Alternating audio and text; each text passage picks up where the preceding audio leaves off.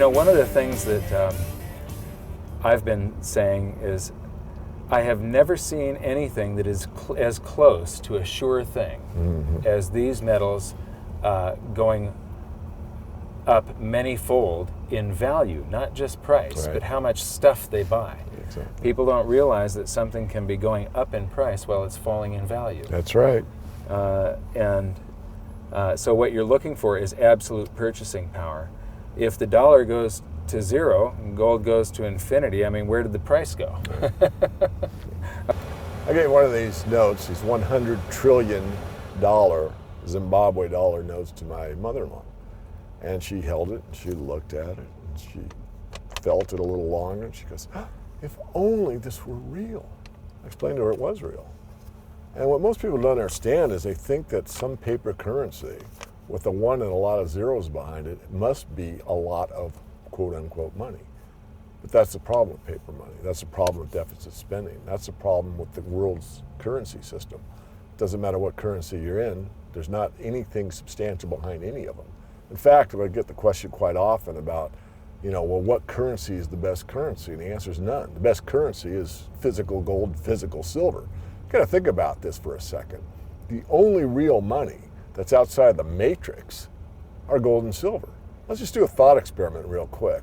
Mike, what would happen if, let's say, the communication systems went down for 24 hours? All the bank wire transfers would stop. Credit card machines would stop working. The Federal Reserve used to have their own hardwired system, and I believe it was like 2004 or something that they went to the internet.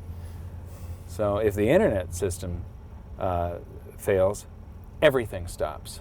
So we're in the matrix. I mean, every investment you can think of, a bond, a stock, a second mortgage, a muni bond, I don't care, think up anything you want. Every one of those is in the matrix. The only asset class that stands outside of the matrix are gold and silver in physical form. And yet most people never stop to consider that. Now, does that mean that you are predicting that there's going to be communication failure? And the answer is no, I'm not predicting that.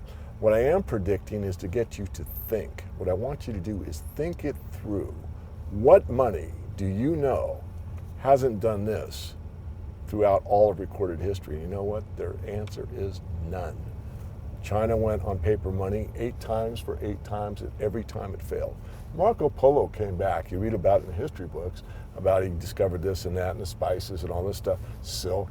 You know what he discovered? That the Chinese were willing to take a piece of paper as final payment. I couldn't believe that coming from Europe.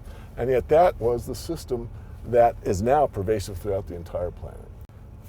It's sad when you stop and consider that most people are worried about, I'm not going to buy gold or silver because it's going to be confiscated, which is a ridiculous argument. I don't buy into it. Some of the people that read me do believe that it will be. I, again, do not.